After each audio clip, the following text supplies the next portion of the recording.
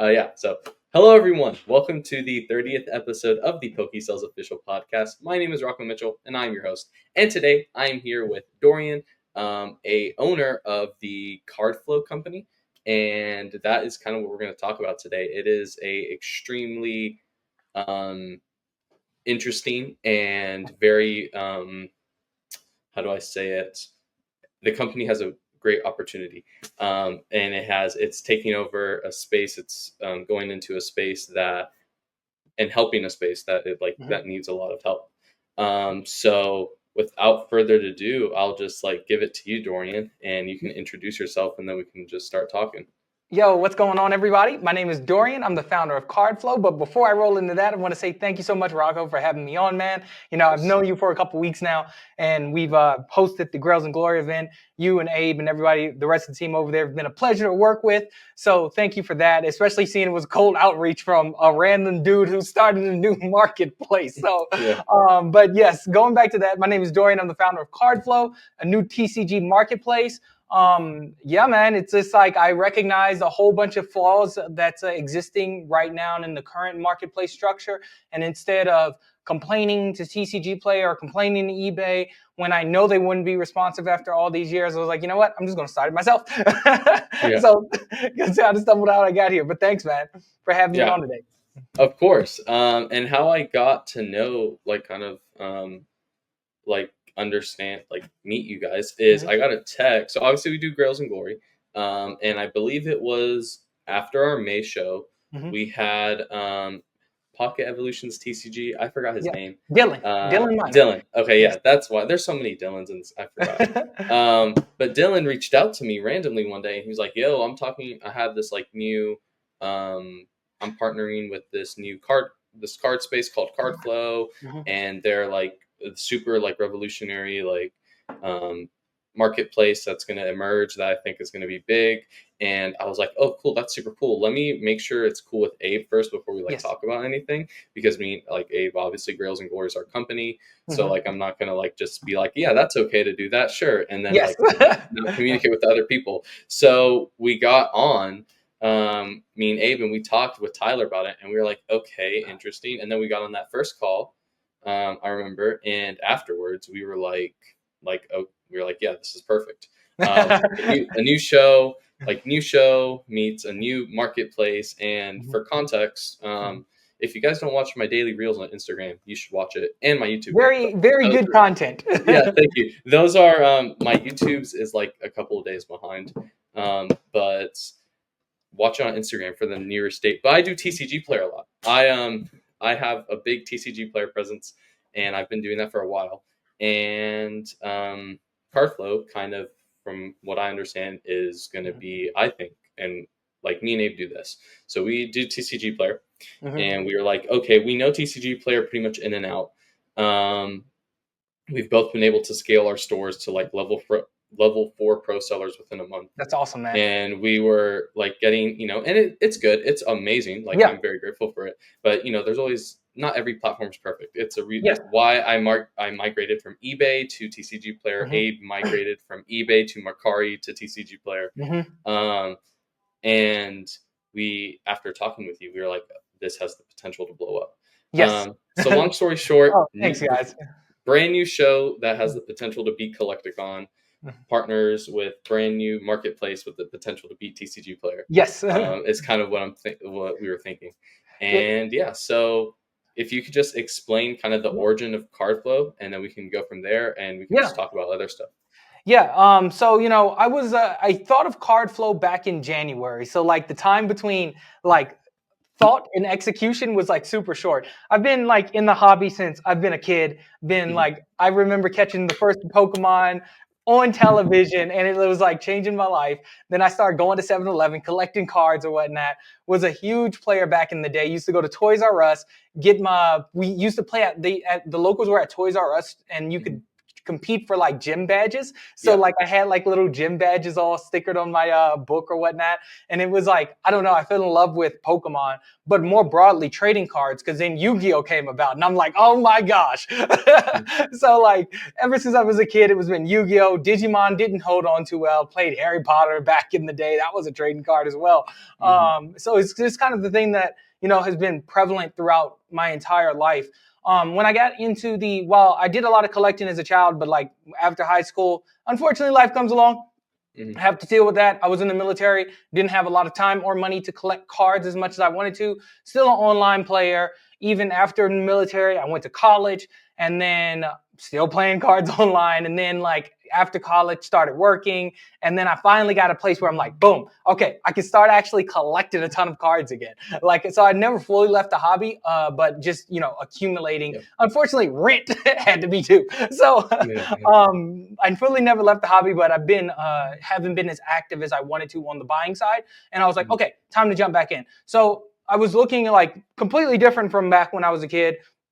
A lot of people, and I was like, you know what? I don't really want to chase cards. I just want to buy specific promos. So I brought the entire Unagaba set, and I was like, okay, how do I do this? I'm like, okay, I got to go on eBay. Oh my gosh, this thing is a pain in the butt. I'm like, I have to verify if sellers are okay. Now I have to verify if sellers are real. Cool. Wait, not only do I have to verify sellers, I have to verify if the cards are real too. And I just can't check the PSA number because they might have replaced that one with one that was already existed. So I'm like, this is a nightmare. And I'm like, okay, it is what it is, like, whatever. So I'm like, all right, I got my cards or whatnot, and I'm sitting there, I'm like, okay, what happens if these things increase like by 50 or 100%? How do I sell these things? And then that's when I discovered it's even more of a nightmare for sellers. And I'm like, okay, on TCG Player, come on, new seller, you have a cap on the amount of cards that you can list, and you can't list cards over a certain value. And I'm like, okay, that's dumb. And then I'm like, okay, on eBay, then I'm like, alrighty, if I start selling, nobody's going to trust me because I don't have any reviews. So I have to take all this time to build up a reputation. And then I still have to pay 13.25%. And I'm like, this is a nightmare. I am never going to do this. And I'm like, if I think it's a nightmare, I guarantee you everybody else out there thinks it's a nightmare. And I'm like, you know what? I can do better. And what led me to that idea is like a lot of my background and working in work has been in fintech startups. So a lot of financial things that I've utilized, I figured could be applied to the traditional trading card space. And I'm like, and I know how to do it and I've seen it done. So I'm like, well, if those things already exist, I'm just taking a product that works in this sector and applying it to this. And I'm like, that's it when I got the idea of Cardflow. So yeah. I love what you said about that's an awesome story, and thanks, man. I love what you said about that with taking something from the real world, and putting it into Pokemon, because that's exactly what my story was.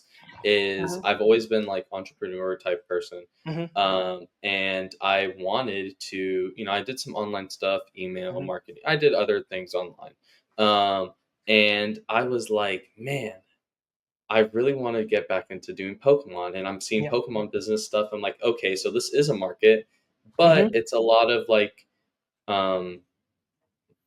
it's just a different type of person that's attracted to the Pokemon, like selling out. And I was like, okay, why don't I bring these like real world applications, these like, you know, like what people are talking about, internet and stuff like that, internet money people are talking about, and let me bring that to Pokemon. So that's what I did. And now I'm here. But yeah, it's just crazy how, like, you know, you stumble upon things in life. It's like I feel like life is always a culmination of like little things happening, and you're like, oh, I can take this from this and apply this to this. yeah, exactly. And for me, that's like something that like I brought in here, and like for example, like I think something I want to start doing, and because I see a lot of other people, not Pokemon, is like weekly vlogs and stuff like that of like me, like, okay, this is me as a 16, or I'll be 17 Saturday. So this is me as a 17-year-old. Thank you. This is me as a 17-year-old building a Pokemon business. And here's a weekly vlog of it. And like, I don't see anyone else doing that in the Pokemon space, but outside of the Pokemon space, every person that does like is running an agency or a drop shipping site or a TikTok shop, whatever it is. They're doing that. So I'm like, dude, okay, I think it's a great idea, man. Yeah, you're taking like a big something from a large niche and you're putting it into a small niche, Yes. and providing value to it. And I think that's great, and that's something that I really took from what you were just saying right now. Oh, thanks, man. And talking about Cardflow. So that's what yeah, I enjoyed that. So I didn't know you guys started in January. That's awesome. Yeah, dude. So Like it was like I'm more of the execution type guy. I'm like, yeah, okay, this is a great idea. Everything sucks right now for everyone, and I want to make that better. Because again, it's like I just never understood why. Don't get me wrong, eBay and TCG Player are, I think, solid marketplaces for what they were at the time. But times have changed. Cards are selling way more now than they ever were in any point in this, even more now than in 2020. And like just not having a marketplace keep up and evolve to what's going on today, I think that is not only hurting those marketplaces, but hurting like the sellers out there. And like even the buyers too. It's like a buyer shouldn't have to do so much work to buy a card. And a seller shouldn't have to put in as much work as you guys are doing in terms of communicating with the buyer. But I mean, that's just how things are structured. And I'm like, no, there needs to be a change that happens. And I'm like, instead of like sitting there hoping, complaining about it, I'm like, I'm going to be the one to start it. But I did want to say before we move on, I do commend you for being so young and like being so like motivated to like start your own business, man. I wish I was the same way. It took me a little bit longer to get where I am. So, but yeah, dude, that's it's highly motivational for me to see you out there creating daily content.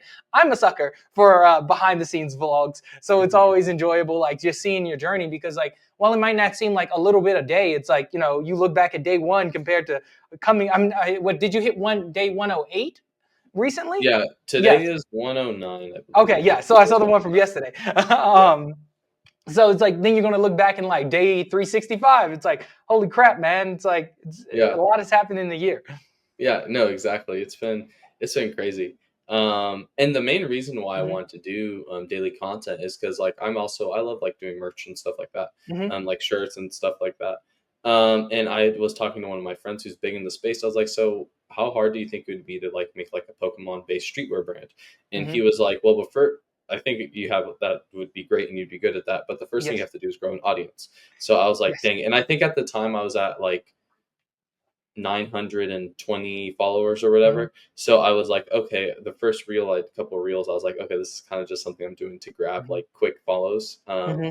And I did it, and I was like, "Oh shoot! I just hit 1,000 people in like one day." That's awesome.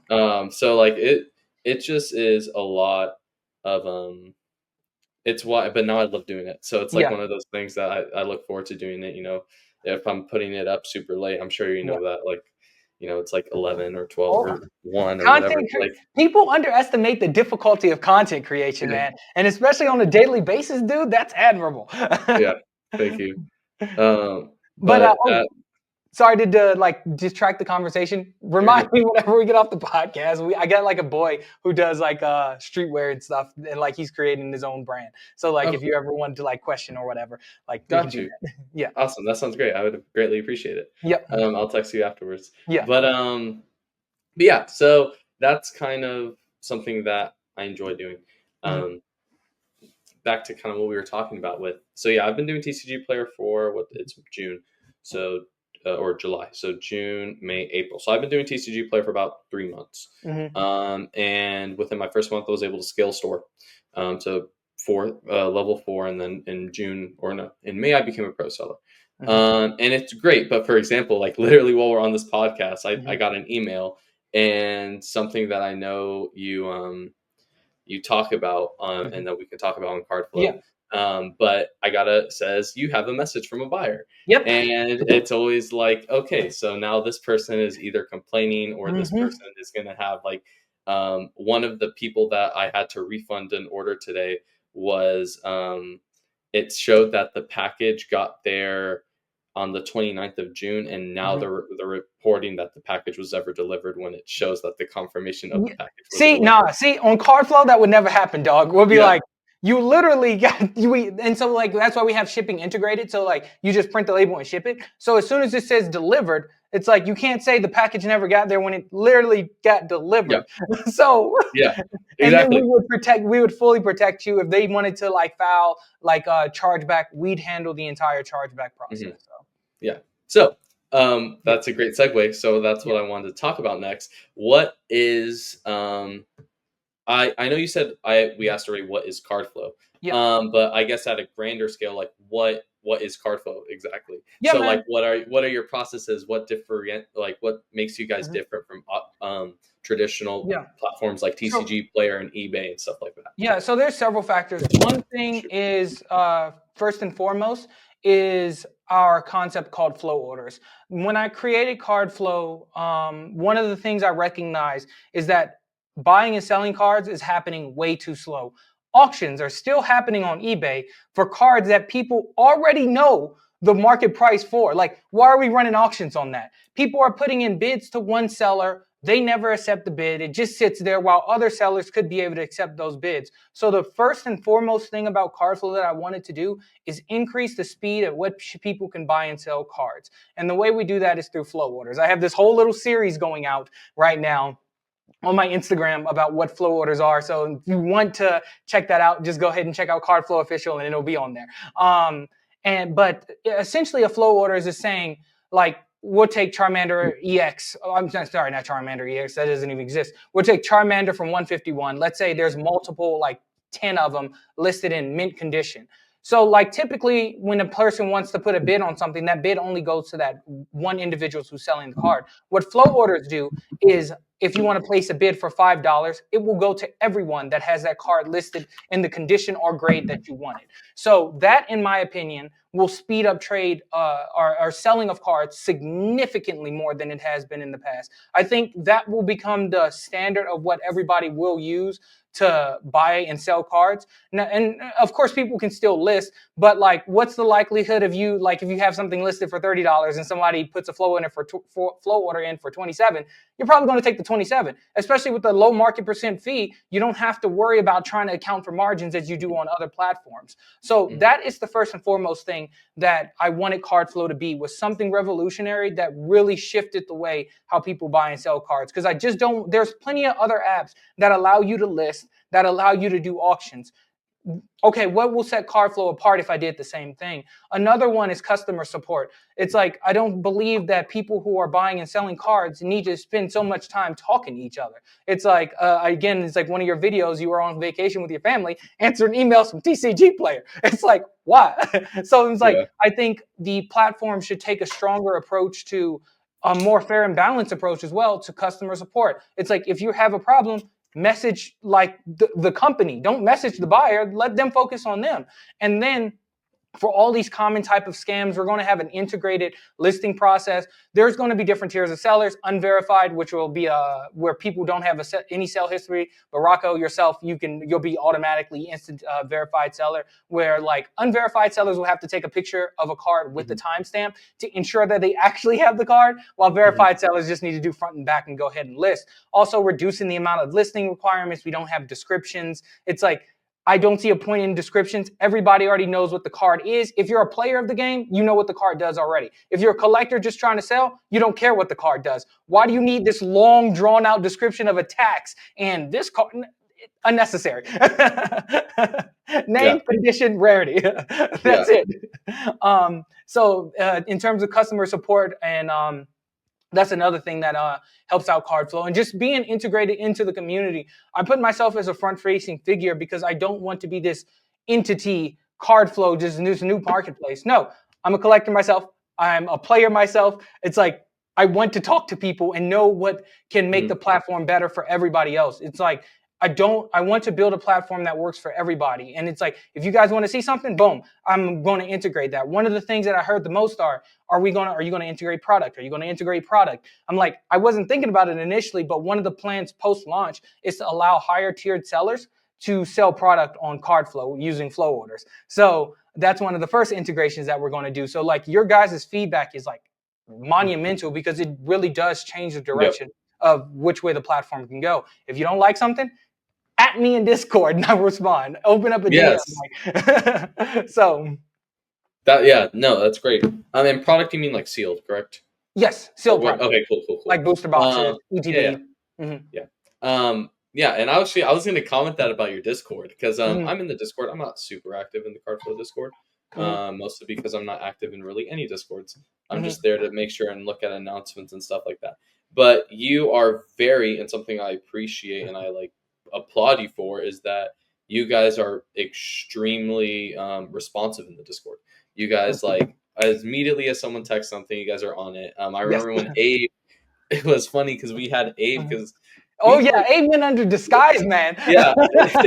So we had, for those that don't know, Abe. So Cardflow is a Grails and Glory sponsor. They sponsored our June show, and they will be sponsoring this July show, and hopefully future other shows in the future. But Abe, when we were going into this process to see if we were good, we probably had, before we hopped on the initial call with you guys, we probably had 2 or 3 calls, like as a team. Yeah. Dude, Abe made me fill out an application that was longer than the one I applied for law school. Yeah. So we went into that, and Abe kind of went into incognito mode and was like, okay, let me go here, let me ask like all these things. So and Doreann was very respectful and immediately responded.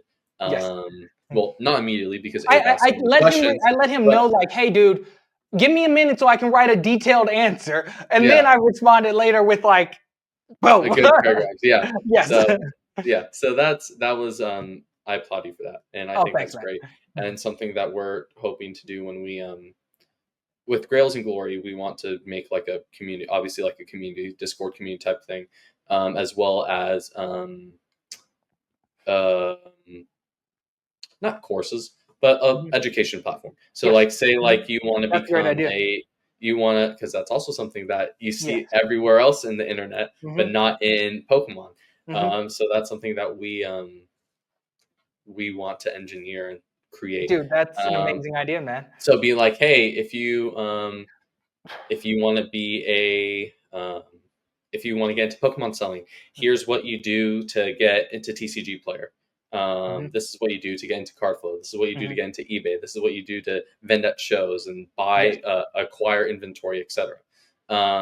And as well as have like, hey, if you're a paying member of our Grails and Glory community, whatever it's going to be called, you will get 10% off every graded guard order you do through partnership that we have in Grading Guard. You'll be an instant Cardflow verified seller. This is just like we can work that out, man. And like the that's definitely something that I'm open to. And again, like I told Abe, like you guys were the first people that I worked with, and definitely appreciative of that, man. I wouldn't be here today without the support you guys have shown Cardflow.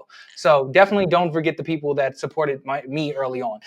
So even if it's just exclusive to you guys, whatever. No, it's great. And and that's something that we saw the opportunity. We're like, this is like something that we could do in the future, and something that we want to hop on now before it blows up. Well, thanks, man. But for etc. Like that's kind of like what I guess that's what we're thinking about in the future. I think it's a great idea. To do. But that's super cool. I know. So beta is dropping on the 8th. When is beta? 18th? So we haven't fully announced it yet, but it's very, very likely it will be in the App Store on July 18th. Cool. That's when you'll be able to start listing, start buying and selling. Unfortunately, I'm going to be honest. And another thing about Cardflow, we try to be as transparent as possible. Like I don't like lying or misleading to people. I just want to keep the community up to date as much as possible.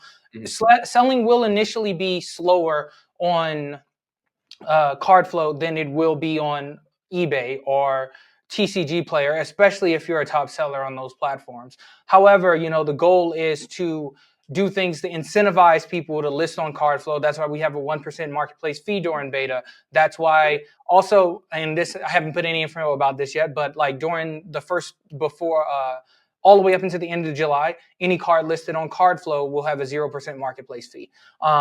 So like you list 10,000 cards, those 10,000 cards won't be subject to a marketplace fee. So, so just doing little things like that to get the community to like, okay, why not? And because I know it's a lot of time for you guys to take pictures again, and instead of uploading them on eBay, uploading them on Cardflow, where it might be a little, the sales might be a little slower. So I understand those things, and trying to do little things to say, hey, I appreciate you guys taking this time to, being on that platform so early, dealing with the imperfections that might come along being on a new platform. So I'm always, so while it will be slowly initially, I do think as soon as it catches on, which I'm expecting exponential growth as soon as the app is out, because people will be able to use it, feel how good the flow is, no pun intended. And then especially through flow orders, just being able to sell cards a million times quicker than you have been in the past.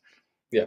Cool. I was going to get that. So let's say I'm a brand new person to Cardflow. Yes. And I hear about Cardflow from Grails and Glory, or I'm going to the National this weekend, and I see Dylan or Music City Games, because I know that you guys are sponsoring. I don't know if Music City is at the National. No, Music City is going to be in Collecticon.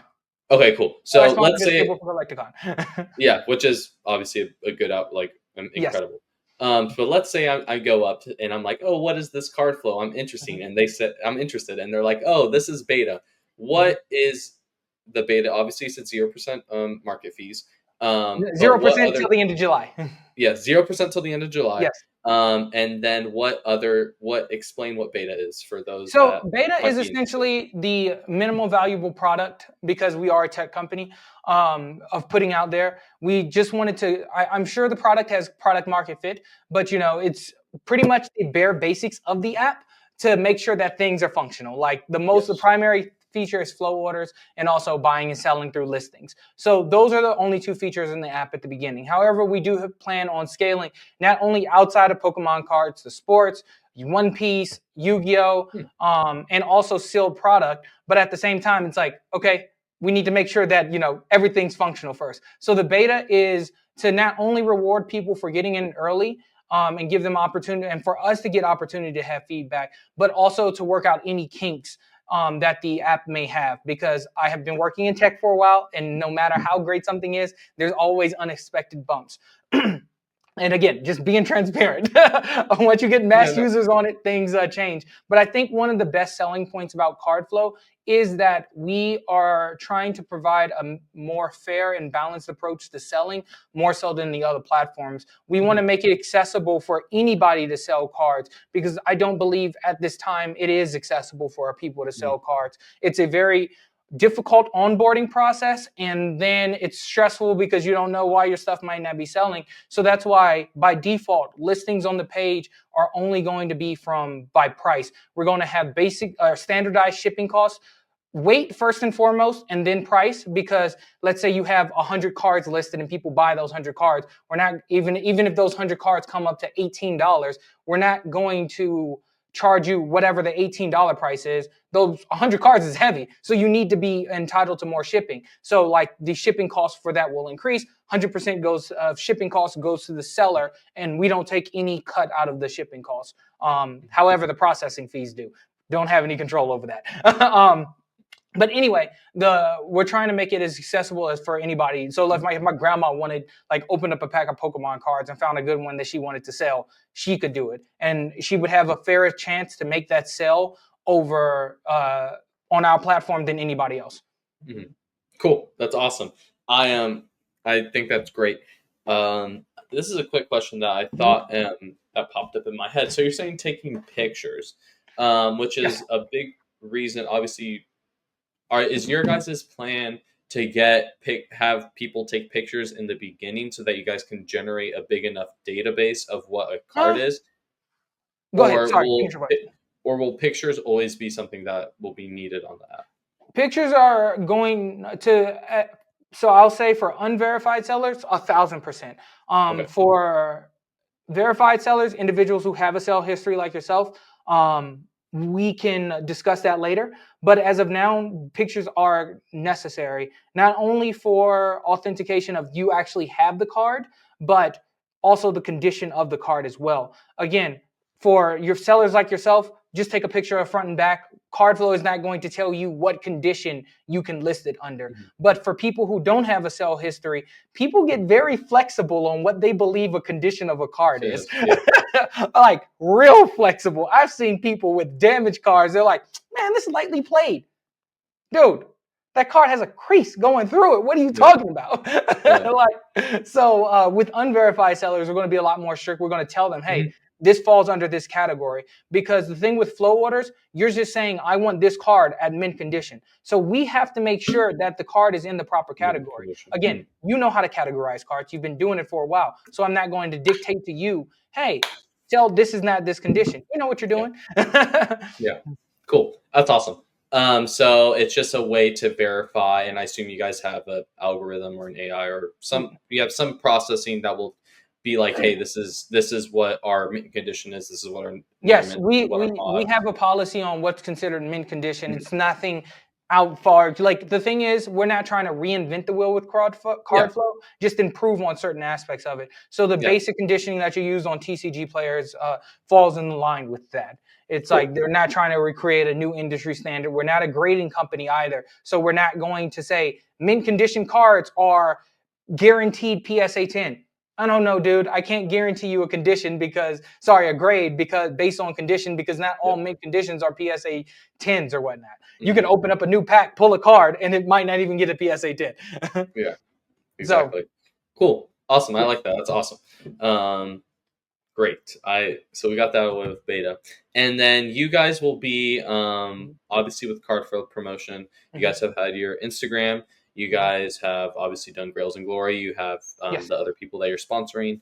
And you guys will be at a Collecticon. It's next month, correct? So yes, we were considering Richmond. We put a pause on that because we'll just be launching at the end of this month. Also, like to pay for currently I haven't raised any money yet. Been funding the app development, all the advertisements and everything out of pocket. So we're planning on doing a raise soon. So that's more of a thing post raise when I think that I'm like, okay, we could go to the Collecticon as a team, or I could continue to sponsor local vendors who are going to these events. And I think that's more advantageous. Not only does it help the local vendors, but it's also significantly cheaper than me bringing the whole team out there for one event. So like while Collecticon is in the plans for the future, right now we're focused more on sponsoring local events, sponsoring vendors, going to different events. And, it's kind of in line with Cardflow. It's like, while I don't have the partnership program like solidified, that's one thing that I'm working on, seeing how this operates, because I would like to have a partnership program where we have vendors across America going to different events. We sponsor a table for them to talk about Cardflow. So Abe was telling me about that because I think we're planning on going to Atlantic Collecticon. Yes. And the plan is for us to have like a Nashville Island.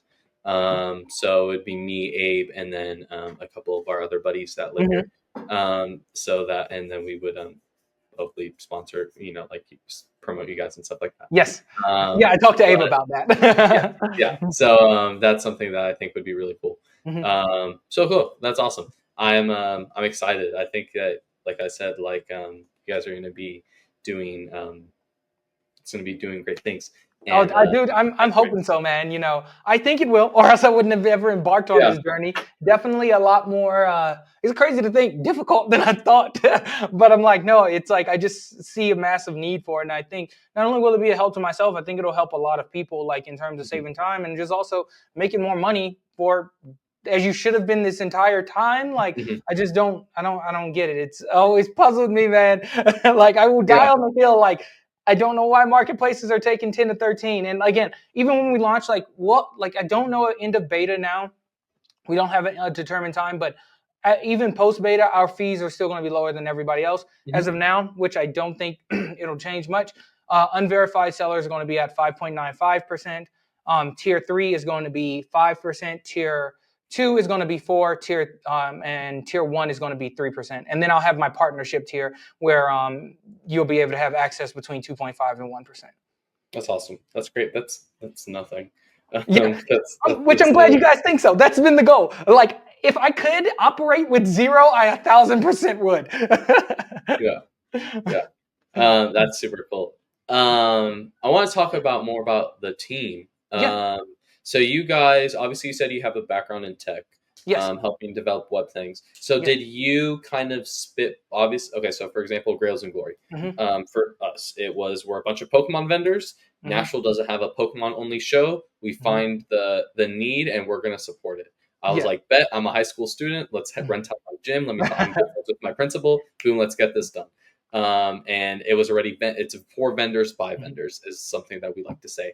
So did you kind of present this idea to tech, like your tech teams or people that you known in the tech space, and then we're like, hey, this is an idea for an app that or a marketplace that we want to make, and how did that kind of work? Yeah, so like when I came up with the idea, one of the most difficult things is finding a developer to be able to properly build it, because it's my idea that I have to effectively communicate with them in order to like create it. And I've seen a lot of platforms without a good dev.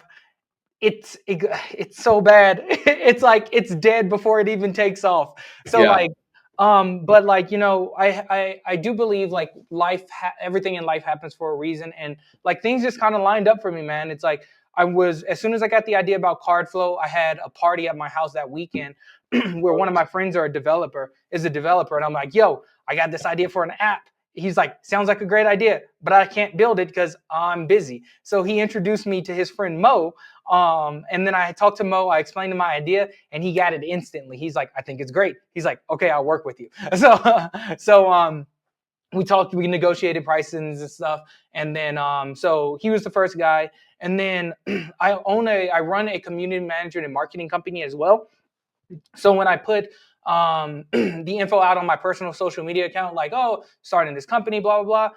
Like one of my buddies who works for me in that company, he's a community manager. He's like, dude, I've been trading cards for a while now. And he's like, if you need help, I'll work with you. And I'm like, bet I do need help because I need a community manager and somebody help with like Discord engagement, Reddit outreach, and like card verification when it comes around. He's like, bet I work with you. So then I brought him on. And then my wife, she's runs all the operations. So like she'll be running the partnership program in terms of who needs what, who's going where, like how did things go. So yeah, it's like, I don't know. It's like in terms of getting the team, it's like the perfect people just came up and fell in place, man.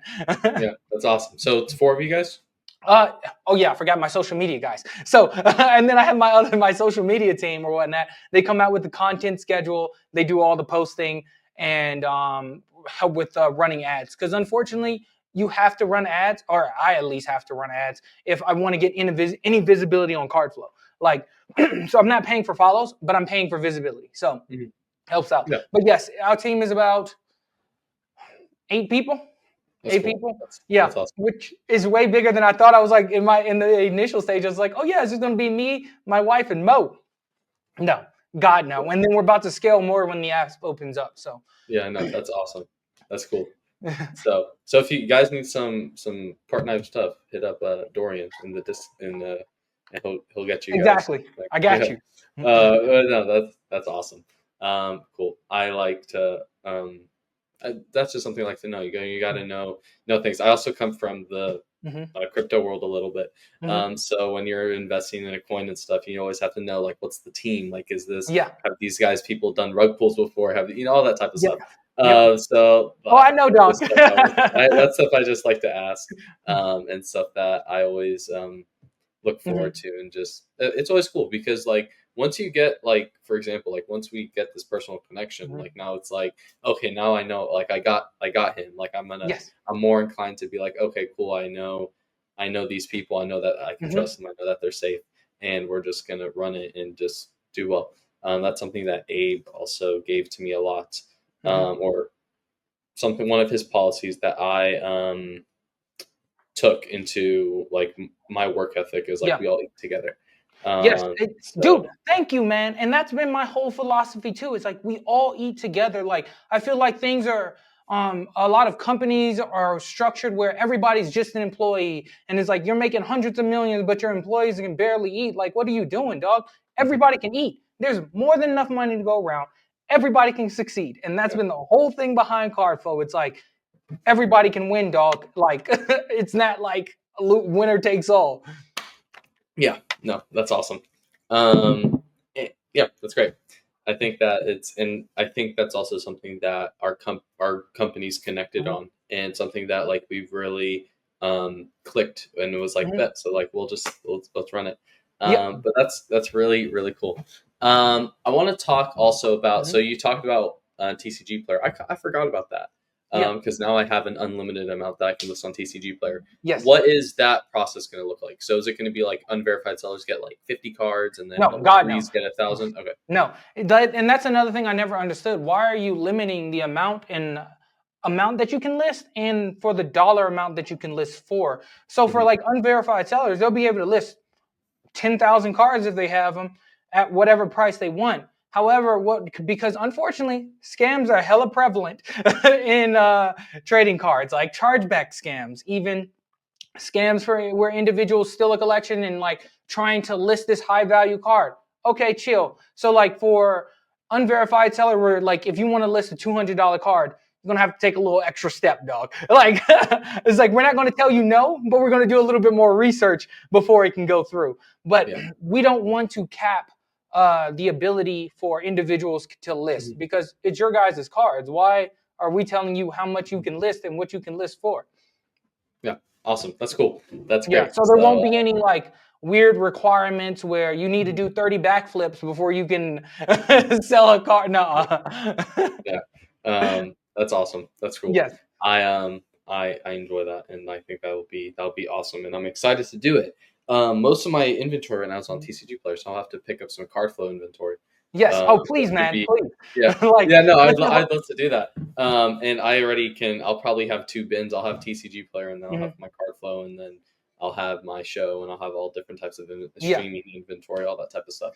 Yeah, well, That's hopefully we get big enough soon where you're like, you know what? It's not even worth it selling on me on TCG yeah, Player. It's like I yeah. just sell on Cardflow. Yeah, no, yeah, I think that'll be great, and that's something that um, I think it's gonna happen. Like I believe a lot in you guys. Oh, thanks, Um, man. Speaking of which, I do hmm have a friend. hmm I can talk to you more about it off camera, but Sure. I've had him on the podcast. But do you know not slab mags? Is it slab mags? I think it's like the UV protection slabs, or no? You know tag grading? No. Okay, No. cool. Okay, essentially, he's someone that invests a lot into startups, Okay. and like especially in the Pokemon space. So maybe I Mhm. can hook y'all Yo, up dude, when you that'd be guys. great because your boy's about to start raising here pretty soon. So Yeah. like, So just that connection, like I'm haven't got like market cap and all that other stuff figured out yet.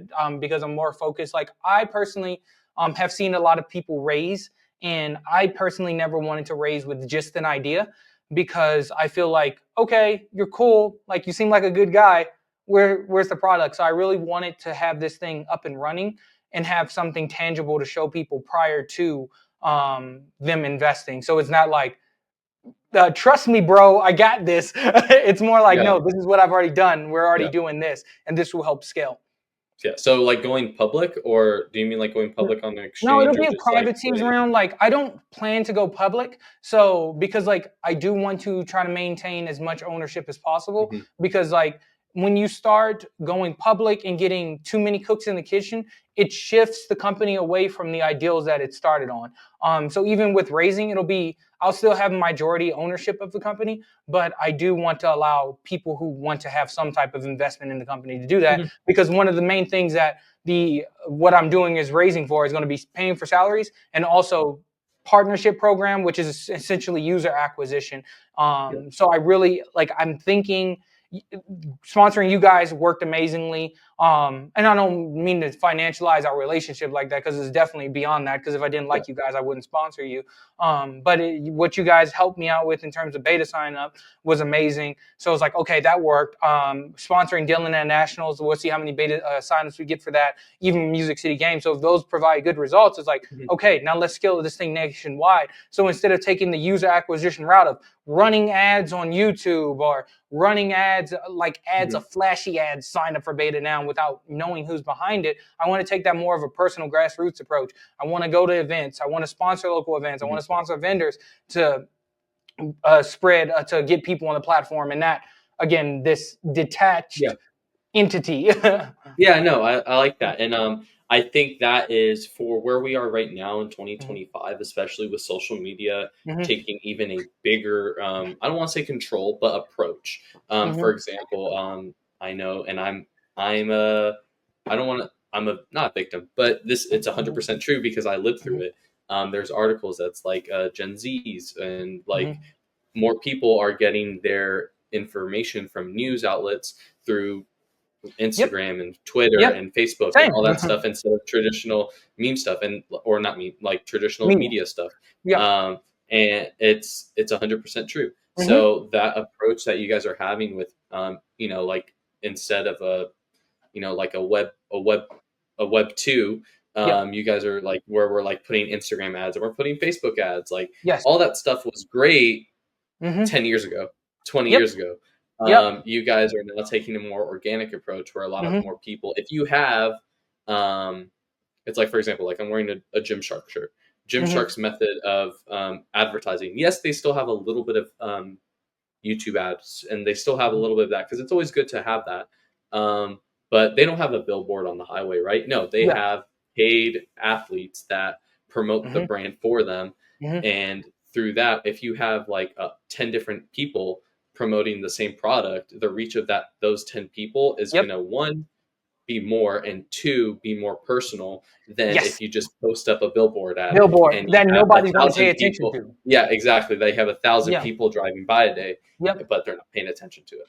So I think that you guys that's awesome, and that's what I like. I love. Yeah, no, that's what I love about it. I love companies that are taking innovation. It's one, like, for example, I work at a grocery store. And one of the biggest peeves with my grocery store is we're still using like 2013 technology when it's 2025. It's just, it stagnates, and it like makes the company feel it just like, it's still a great company. I love working there, but it's like, why do we have like the amount of things that we can minimize, or the amount of what's the word, optimize, the amount of things that we can optimize. Like, why are you having, let's say I scan an item and the barcode's not working, you have to put in the number and put in the quantity. Bro, we live in the age where if we should be able to have some type of picture taking device on the register. I take a picture of it, and an AI or some platform immediately acquires the item and acquires the price of the item and puts it right there for me. Dude, I agree with you, man. And like that example is just like, you see that a lot with these other, not only big, but established older companies. It's like there's no need for innovation because there's no competitors out there. It's like, why are they going to do anything different? Who are they competing against? Nobody. So, and then also the bureaucracy in those bigger companies is like so many departments that gotta cooperate with each other for the slightest change. Dude, like the whole goal of Cardflow is to be slim as possible. And like, if you guys want something, guess what? You're talking to me. I'm decision maker. You don't like this? Guess what? Change. Done. We keep going. Exactly. And that's something that I like. And that I love about it, and I think that you guys are going to do great. And I think, are you guys planning on going global? I know you're saying U.S. only. So is this only, when you mean U.S. only, do you mean only North America or strictly U.S.? And just like, strictly the United States. So right now, I know there's a lot of scams as well. So the whole thing is scam prevention, because with Cardflow taking on the responsibility of chargeback disputes and reimbursing buyers and stuff, it's like we need to have a fair, transparent, and policy on how we settle disputes. And right now with internet, there's a lot of holes internationally. Hear about people sending hard supports, people sending stuff saying it's not arrived, things getting stuck in customs. Okay, we can figure that stuff out later. Let's just nail down the United States first. Let everyone, like, I know U.S. shipping works perfectly. I mean, it's not perfect, but 99% better than most places out there. So let's start here. And then after that, let's start integrating other countries that have top tier shipping agencies. So like, we're going to go, like, we'll check out Canada, and then we'll check out the UK, and then we'll probably do English speaking countries first, and then Australia, because When you start going into other countries with foreign languages, okay, I need to adjust the app to that local language. Now I got to hire somebody in that local language, and I need support team in that local language. So that opens up different layers than going to Canada, even though people speak French, it'll be fine. But Australia, UK, all English, and like nailing. But I just want to make sure we start good here start solid in the US first. And like global, I'm not planning on every country in the world. It just doesn't make sense. So like we'll definitely be targeted certain countries. So, but that's again post-launch. That's not going to be. I don't have a timeline on that. Likely next year, but nothing definitive. Cool. That's awesome. And I think that's awesome. That's great. And that's super cool that you guys are localizing, and then you're taking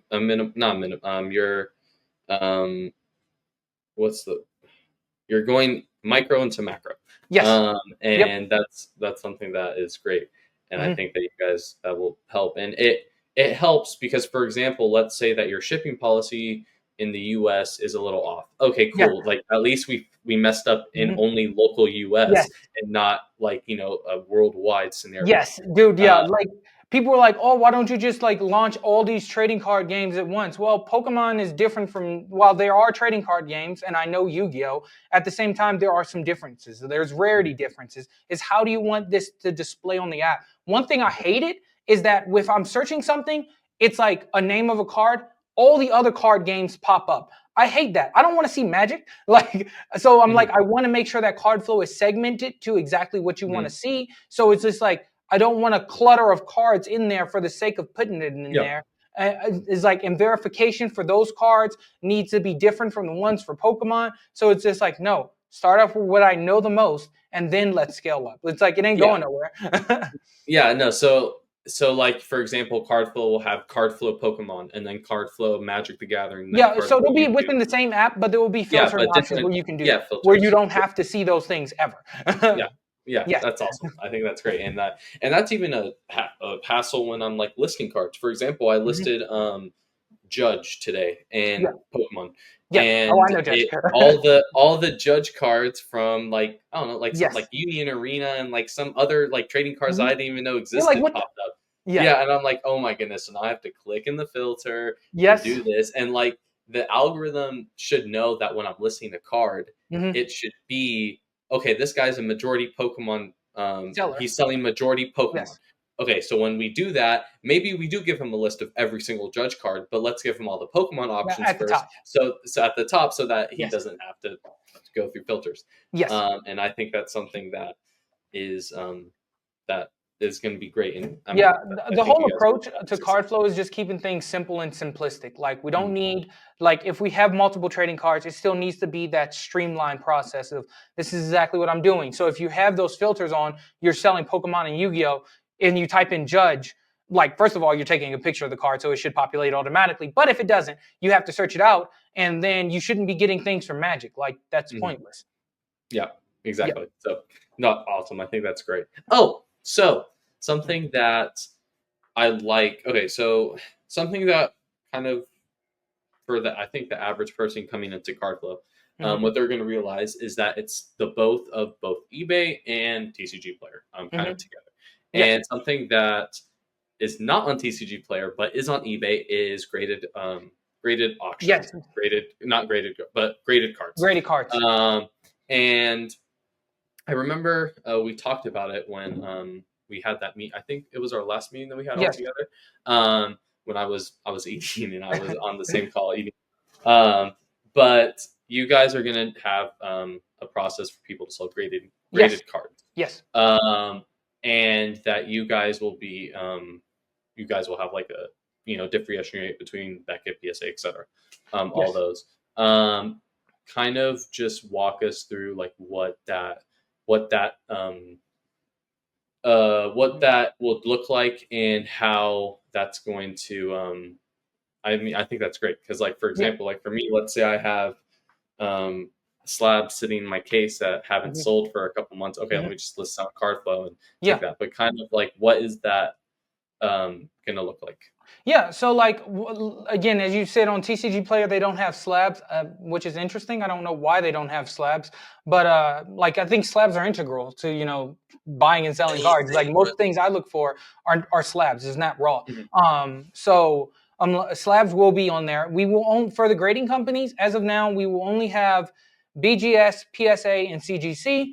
Why? Because that's typically the standard. People only like. People might disagree with me, but those seem to be the top 3 for my social observation. Obviously, there's no official ranking out there, but like just from social observation, those are the 3 that people want the most. So we will be able to. You will be able to list graded cards from those grading companies on Cardflow. We will, of course, check for authentication. Like the team is very knowledgeable, myself and Joey, and we're training the rest of the team on how to check for if a card is real or fake, things to look out for in fake listings. Again, this is more so for non-verified sellers. Again, Rago, yourself, I'm going to trust that you're listing. You've been doing it for a while now. I don't know why you'd start like listing a bunch of fakes on Cardflow, but I'm going to trust that you are listing actual cards. But we will verify all those before listed. And as you said, I think flow orders will help out a lot in terms of graded slabs. The whole thing again behind flow orders is that a card doesn't even need to be listed in order for you to place a flow order for it. If you're looking for a card like, I don't know, Blastoise vintage one, like TSA 10, place a flow order for X amount of dollars, and whenever somebody comes on, before they're even able to list that card, they'll see that a flow order is out there, so they can just instantly sell it. And I think the cool thing about flow orders too is that it gives you a better idea of market price of a card, vice relying on last sales. Vintage cards don't sell that frequently, so a last card sale might be a little bit higher or lower than what the actual price is. So I'm viewing flow orders as being the standard of how much a card is worth. One of the cool and unique things that we're going to do is that before a set comes out, we're going to allow flow orders to be opened up for them. So people can speculate on the price of cards. It's like, let's say, I don't know, whatever popular card. I know Black Bolt and White something coming. Yeah, it's coming out soon. So like I know Zekrom or whatnot. People are speculating on the all black version of that. Well, place a flow order for it, dog. So now you'll be like, oh, what is this going for? Well, it's going for 1,000. Somebody literally has a flow order out there. So like whenever we'll open that up like a week or 2 before the set comes out, so people can just start placing orders. So on the day of release or the day after, people can start selling into those flow orders. Cool. Sorry. Go ahead. No. Oh no, I honestly think that's really cool. And something I don't know if you guys are thinking about this, but will those flow orders be I guess public? Okay, so alt, for example. When I use alt, I take a picture of a card and it shows eBay's last sold. Will you have something similar to that on Cardflow where I can see? Okay, so let's say here I have a PSA 9. Nice. Base set 2 Charizard. Hollow, or whatever it is. Okay, someone put a flow order for this for, I think market's like 1,300 right now. Someone put a flow order for 1,400. And okay, I have the card. Let me package it, whatever. You will have like every, I guess, sale, in a way. Yes, you will be able to see this.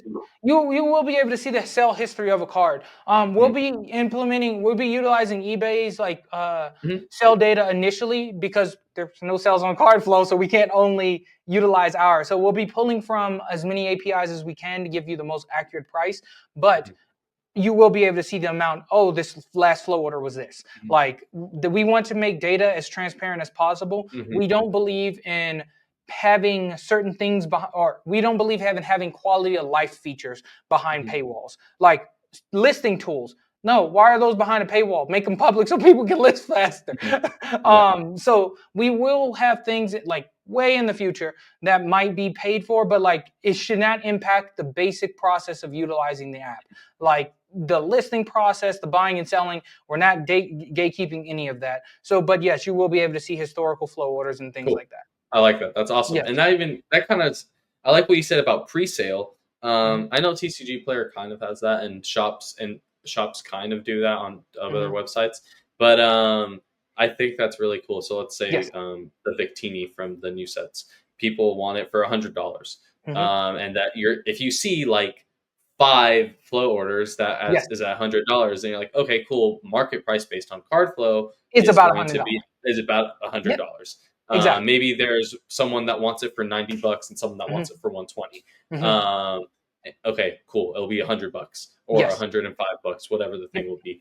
And I think that's really cool, and And then honestly you'll could be be able to that's a go great tool through, for and then users. like it's not like you need the card in to be able to see the flow orders. You'll be able to Mhm. look at every flow order on the platform and be like, I don't know, you're looking through your collection. We'll just take your base Charizard from the your Charizard, for example. You're like, okay, let's see if any flow orders out there. If you see a flow order out there, click the flow order. It'll be in the process where you can accept, take a picture of the card, seeing you're a verified seller, it'll be significantly quicker, and accept the flow order. It won't be this long, drawn out process. Like, again, a new seller can come along, go through the initial sign up, and then start accepting flow orders. Yeah, I think that's awesome. And what was I going to say? So, for example, let's say I'm a seller. Will there be kind of like what I'm hearing from you is that there will be not kind of like a poster board, or there'll be like all I know, like a wanted poster board or something like Yeah, that, where it's like, okay, this is a flow order for Psyduck from yeah, first gen, whatever it is, and someone wants it for $5, whatever it yeah, is. Okay, cool. No one else is having that, so it's kind of like a free for all. yeah. But then Mm-hmm. once I click on that, okay, I know I have them in my inventory. Click Mm-hmm. on it, send a picture, bam, done. Yeah, done. Cool. Yeah, no, I think that's Yeah. great. Yeah, that Um, way, because like there's no point in gatekeeping that, because it's like sometimes people don't know what's out there, or like know that they can instantly search. Sometimes you just want to scroll through to see what's existing. So like on the home page, we have trending flow orders. These are the cards that are bought and sold most into flow orders that day. So you'll be able to say, oh my gosh. And I think that's more of a data approach to find out what people want, vice speculating. It's like, well, if this thing sold 30 times today, people clearly want this card. I'm placing flow orders. I have some of these in my inventory. I'll go ahead and place it now. And also to help vendors out, because I think one of the challenges initially, I'm like, I don't want to seem as a competitor to like vendors or store sellers or not, because I'm not. I think flow orders is a significant way to help you guys out, acquire a card and soon to be sealed product at the price that you want. You can still buy. I can almost guarantee people are going to sell stuff at 70% of the market price. Like, it's just kind of the standard now. So instead of going out there searching, negotiating people, just put in flow orders for the things that you want. no, and I think that's honestly, I'm looking at this through a vendor side too. Like, let's say I have let's say I did really good on a coin. Mm-hmm. And I have, $5,000 that I want to put into Pokemon inventory now. Mm-hmm. Okay, cool. Let me put all these flow orders in at Mm-hmm. 80% market, Yes. and bam, multiple people are going to have that. Cool. Now that's a good way to source inventory as Yes. a vendor to then put at my show. And obviously there's a clear spreadsheet, there's a clear receipt, like, okay, Mm-hmm. I sourced all this from Cardflow at this percentage. Yep. And I think that's something that is really cool, and that And we're not charging extra like fees on flow orders or anything. Other platforms will probably look at that as a special feature. No, it's just like it's same marketplace fee for placing a flow order and that. And then when you're searching through flow orders, it'll be in descending order, so you can see the most, like, I don't know, if a market price for a card is $275 and the top flow order is $250, $249, it's going descending. So, and then it will have what that flow order is for. So if something is like $275, but they want a lightly played version, that one flow order would be lightly played $200, or PSA 10 $350. So you'll be able to see exactly which flow orders is out there for what. Cool. I think that's awesome. And that popped into my head right now, but I'm sure I'll definitely be using that within like a couple of months. Like, hey, I need some, I'm going to do Collecticon. I need some quick inventory buying. Okay, boom. Let me just put a whole bunch of flow orders in. on Cardflow. Yes. Yeah, And I like think that's at like again, and even at scale, like right now, like we have 325 people signed up for beta. So like let's say, and during the listing event, if we have a sizable amount of people list inventory and start placing flow orders, it's like the great thing about Pokemon is, or trading cards in general, it's not a one-way market in the sense of you're either buying a product or selling a product. A lot of people in the hobby are both. It's like if you're a vendor, you're also buying product as well. So just because you have things listed, if you see somebody else, you're able to quickly sell to them. Like, okay, I want what they have. So yeah, no, I think it's awesome, and I think it's cool, and that's great. And yeah, that's I think will be very revolutionary. I like to think so, man. Yeah, no, I think it will be. yeah, no, I think you guys are going to do great. And I think that it's something that will be awesome. What was I going to say? So right now, obviously beta's happening or will be happening soon. And you guys will be launching. What does your guys' kind of like short-term and like long-term goals kind of look like as a company? Yeah, so short-term is to ensure that the initial flow process of just basically listing a card and selling a card, everything's working as meant to be in terms of the app. And making sure that process is not only easy for you guys but also quick. Like the whole thing behind Cardflow is speed. It's like everything needs to be fast. If it's taking you longer to either sign up or list something on Cardflow than it is on eBay or TCG Player, then it's already failing, which I don't think it will be, because I've been sure like throughout the development process, certain key things are cut out. Like, what information don't we need? Let's get rid of it. So short-term success would be continuing to grow our beta list and have like, at least 100 users before the end of the month on the app. Like that would be substantial. Like if steady sales are happening daily on the app before the end of the month, that'll be great. In terms of long-term goal, integrating sealed product, one of the top priorities. Integrating sports cards, integrating other trading card games are like the immediate next steps that I want to start taking. As also providing data analytics to you guys. I do think a lot of way prices are displayed now, I don't personally like.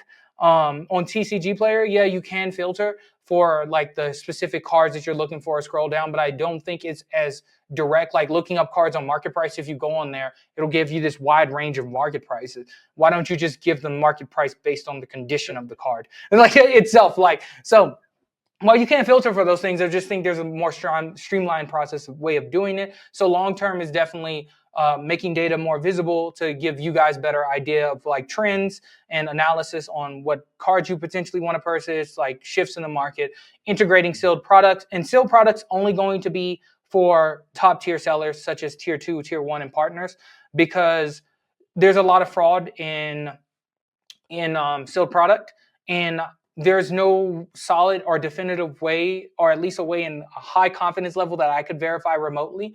So we want to gatekeep that to top tier sellers. So like unverified tier 3 and tier 3s, they're not going to be able to do sealed product. Yeah. So that'll be awesome. Like a benefit of being higher tier seller. Cool. No, I think that's great. Yes. And that sounds good. Yeah, I'm down. I'm ready. You said you need 100 people. I think you already got one. Thank you, man. That's all. Like again, it's like it's been the grassroots approach has definitely been a little bit more difficult and like taking a lot of time, reaching out to people, getting pretty much ghosted. Understandable, not going to complain, but I am extremely appreciative of those individuals like yourself who have responded and shown interest in the product. I'd never take anybody's attention or time for granted. So yeah, exactly. And I think that's something that's great about you guys and your team. And yeah, the grassroots approach, it takes a while to get up, but once it gets up and rolling, it's worth it. Yeah. That's super, super cool.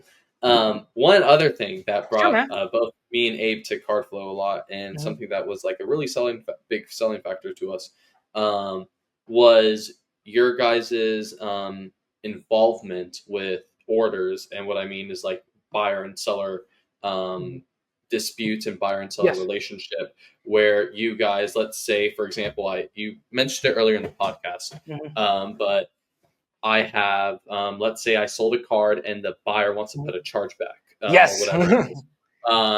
What will be the method for that, and like where like Cardflow will take place, and kind of what's the process and how. So we're going to be using Stripe. Stripe has its own set of requirements that we need to dispute chargebacks. Reason a lot of it's a more trouble than it's worth to do dispute chargebacks on the other platforms that fail, because you don't collect evidence in order to like support yourself through that. And also it's usually more time than it's freaking worth. But we'll have an integrated way to collect the information that we need to conduct disputes on your behalf throughout the listing process. Now, if you're listing a card like a pretty cheap card, you're not going to be required to take a video of a card or take a video of that card before it's shipped. Like, you have that option there, but I mean, I don't think it's necessary. However, when you're going above a certain thing, because scams usually take place within certain dollar values. Like chargebacks typically aren't happening on $1 cards. And if we do get a buyer who's doing multiple chargebacks on $1 card, guess what? We ban them. Boom. Yeah, and we'll eat the cost. We're not going to take that to the seller. But I'll get to that point in a second too. Is that, we will have things to help collect the information we need without having to double follow up with you guys. And we will have so again, while we'll have things like, hey, take a video of the packaging before it's shipped, take a pick our card with the packaging and the shipping label prior to shipping. Those things will be for high valued orders requirements. But for low value, no, don't worry about it. The chances of it not going through are unlikely. And so if a chargeback does happen, because we are acting as the arbiter in this situation, and we find out, no, you guys did exactly what you're supposed to do. You packaged the card, even if it's $18 card and somebody does a chargeback, you did everything that you were supposed to do. We got all the information from you. I don't know what this guy's doing. We will eat the loss on the chargeback. We're not going to deduct money from your account.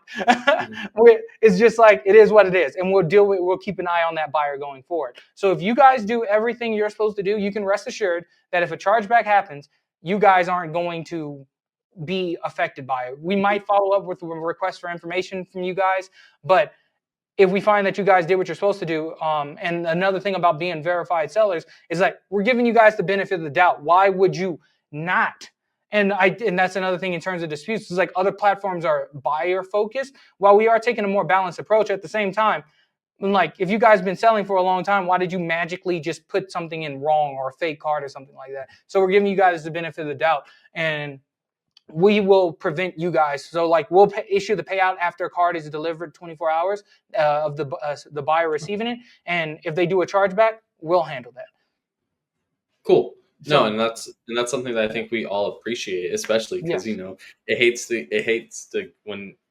I mean, I think today I'll probably end up doing $20 return, refund and stuff like that, and especially on eBay it sucked. But that's something that I like, that we love about Cardflow, is your guys' approach with that, and being kind of not the judge, but kind of being an intermediate for both buyer and seller equally. Yes. And I think that that's something great about what you were doing. There was something that you said at the end. Shoot, I forgot what it was. Buyer. What was it? It was. I forgot. It was something about. It wasn't the buyer protection stuff. Yeah, I forgot what it was. But I think that it's great that you guys are taking that approach. Again, looking at the existing marketplaces, it's a lot of responsibility for the marketplace to take that approach. But my thing is, again, it's why are you guys doing it? Most other platforms that you sell on have customer support in some form. It's why are you wasting your time talking to customers, worrying about your review score? And also, I think the review system is very harsh on existing platforms. So we're not making, one thing about Cardflow is we're not making any personal data about the seller public, because what we don't want to do is have people include other factors to influence their sales. So your sell rating, you'll have a sell rating, but it'll be internal. So if you fall below a certain sell rating, obviously you wouldn't be able to sell cards. But instead of starting off with a no sell rating, you start off with 5 stars. And if somebody tries to rate you at a 1, it's okay, you need to give justification, dog. It's not you're just going to be able to 1 and go. No, it doesn't work that way.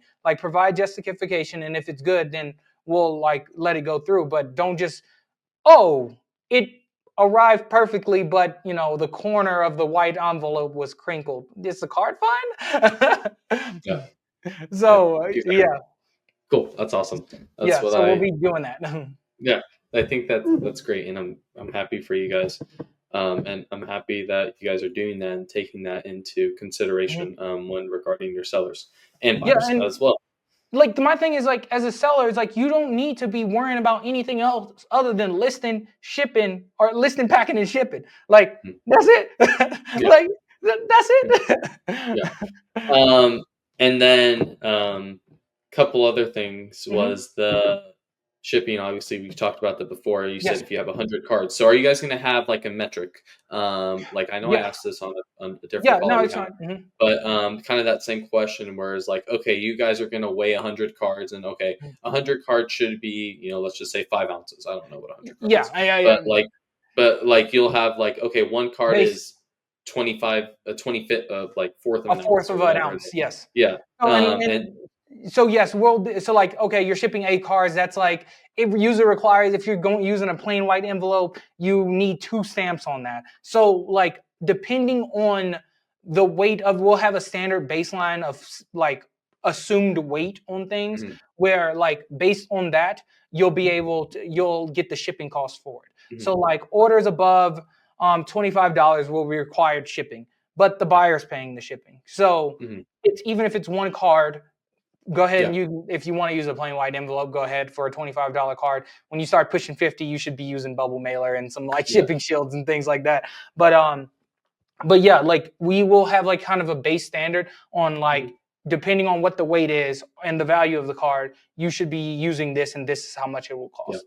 And printable labels will Yes. be Yeah. available, correct? To buy. Yes. That's So great. That whenever you streamlines it so much. Like you yeah. have like the amount of time it takes me to package TCG player orders. Mhm. It's not me finding the card; it's me writing my address, writing the Yeah. label, putting the like that. Oh, That's the return most address. time consuming part. Yeah, Um, I will make sure that yeah, return addresses are on the label as well. cool, awesome. Yeah. Yeah, but Because I know obviously the buyer's information, but like I'll double check to with my dev to make sure that we're getting return addresses on the shipping label too. yeah, cool. That's awesome.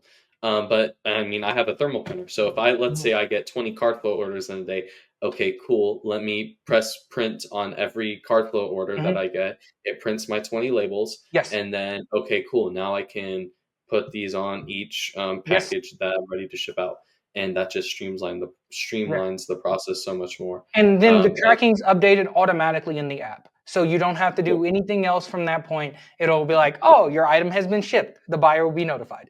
Yeah, no, I think that's great. That's awesome. Uh, yeah, I I think did we cover I think we kind of covered everything. I don't know what else would I. I don't know. I mean, you did a pretty thorough job, man. It doesn't even feel Yeah, like we've been on here an hour and 20, dog. I know. Thank you. I appreciate it. I try to bring my A game to every podcast. I Your A game's pretty solid. thanks. I have fun doing this, but no, I think that's great with with every order that you have and all that stuff. Yes, like, and then So also too is like I know people have been asking me about like storefronts. While we won't have a yes. direct storefront, you'll have a listing page. So like, if you want to send somebody your listing page, it's like everything you have. Like people can click your profile and see Mhm. everything that you have listed. Nice. I So like that. like they'll be able to bulk order. So like we're not going to charge the buyer if like a person buys 10 $1 cards from you, we're not going to charge the buyer $1 per each of those cards. It'll be Mhm. bundled into whatever Bundled category into that would be. the Yeah. category. Yeah, I think that's great. And I think that'll be cool. I Yeah, and then your fees are going to Mhm. be minimalistic. Yes. And yeah, part of me like because I feel you guys like an entrepreneur to an entrepreneur. Like I feel you like you have to make your money somehow. Yes. And I know that obviously it takes time and effort to like put up a storefront and all that type of stuff. Yes. But I think that you guys taking that, I assume, I don't know, Mhm. that you guys are kind of taking a more, I don't want to say Walmart approach, but Mhm.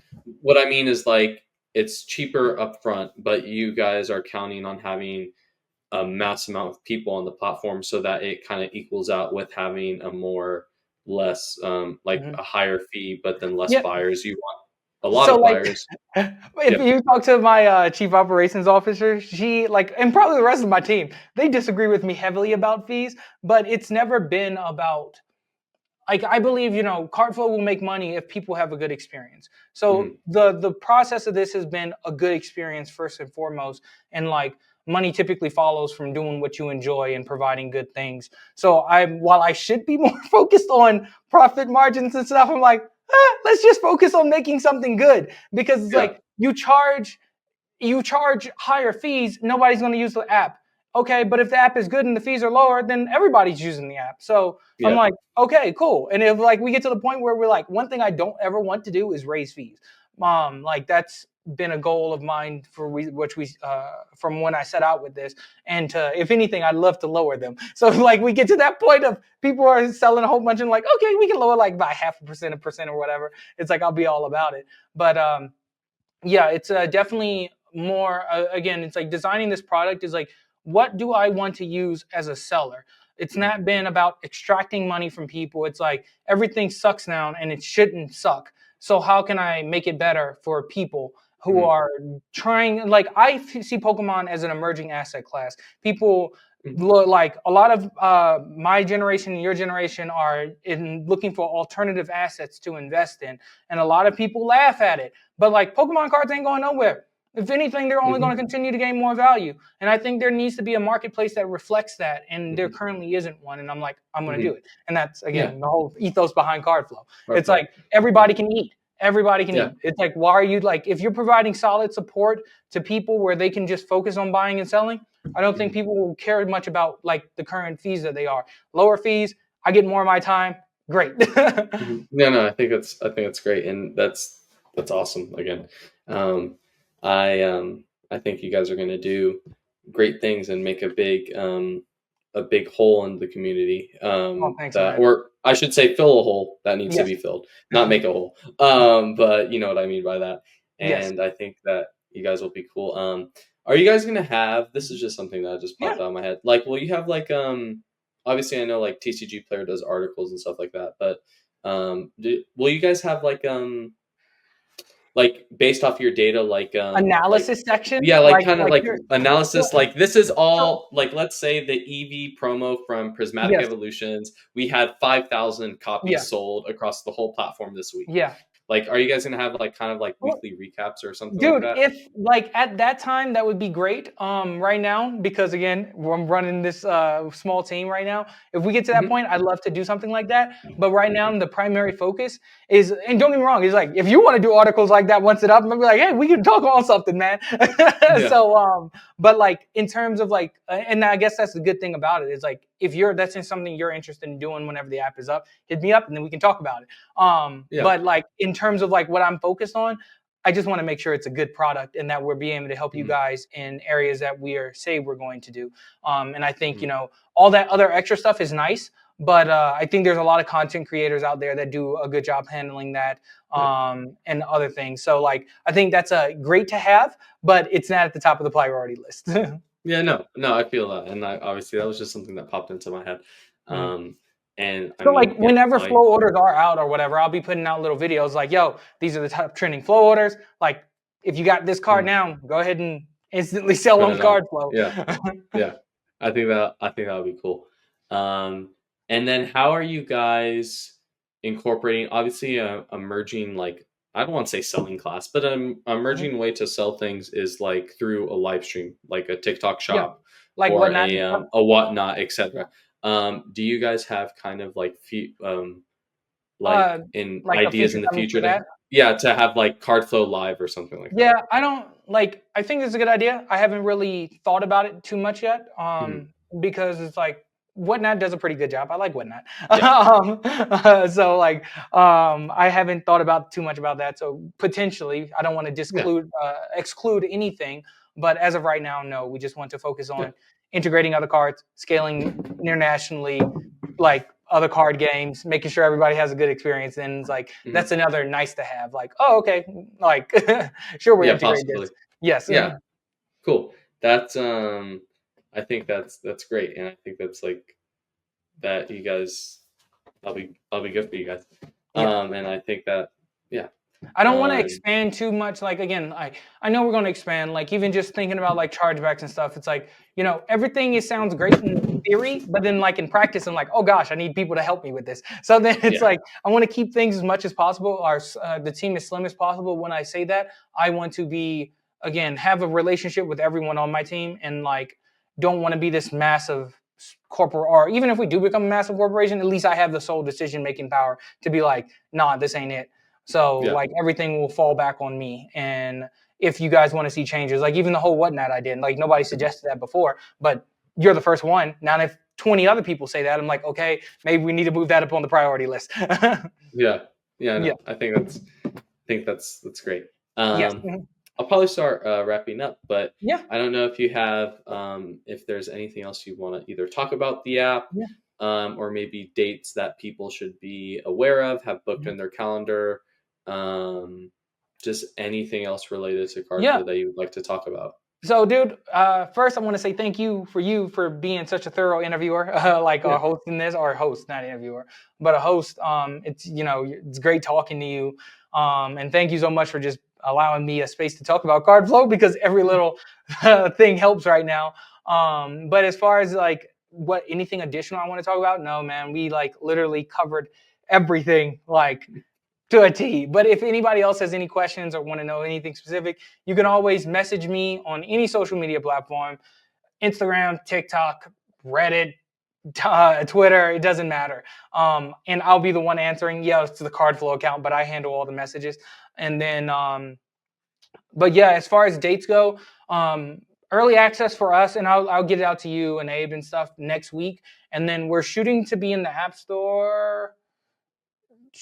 Yeah, next Friday we're shooting to be in the App Store then. So like I'll put an announcement out on my Twitter, and I'll send out an email to everybody like, hey, Cardflow's officially in the App Store. Download now and start listing. And again, that promotional period, we told you, it's like it'll be 0% listing marketplace fee on any card listed up to the end of the month. So list away, and then after that it'll be 1% for beta, and we don't have an end date on beta yet, so that will run as long as we see necessary. Again, we don't want to charge people full fees when the platform isn't at a point where we want it to be. I don't think that's fair to people. So 1% until further notice. And man, like, and we do have a giveaway going on. So if you sign up for beta and just use the promo code Cardflow2, then you'll be entered into a giveaway for a Glory to Team Rockets briefcase. What else? Super Prismatic Evolutions, SPC, Journey Together, ETB, or some packs. Yeah, I think that's cool. I should be signed up in the giveaway. I don't even know. If you're signed up for beta, it's likely you're signed up for the giveaway. Yeah, I should be in beta. I'll check after that. So that'll giveaway will end the evening that we are in the after I make my announcement. So cool. That's awesome. Let me check that really quick. I probably signed up with. Yes, I've been on the beta list. Woo-hoo. Okay, awesome. I just use my normal email though. But that's great. Thank you for, obviously, like, I think Cardflow is going to be massive. It's going to grow. It's going to blow up, I think. And we're bullish on it, because obviously we have to be, we're supporting it. We're in this too. We're in this. I'm bullish on it too. It's like, again, I can't wait to my dev's still working on some stuff, and everything that I've seen from him has been really good. I've enjoyed it. Even like it wasn't much, but just getting the home screen out there. I did a product demo for somebody else the other day, and I'm like, okay, this is running smooth. It's really good. At least I think it is. But if I wasn't, I'd be like, Dev, Mo, this ain't it, dog. And I think that's great. And having that community, that team behind you is definitely great. What was I? Oh yeah, and then also, Cardflow will be sponsoring Dylan, obviously, at the Nationals this weekend. Music City Games in Atlanta, or not Atlanta, but Collecticon. New Jersey Collecticon, which is also this weekend.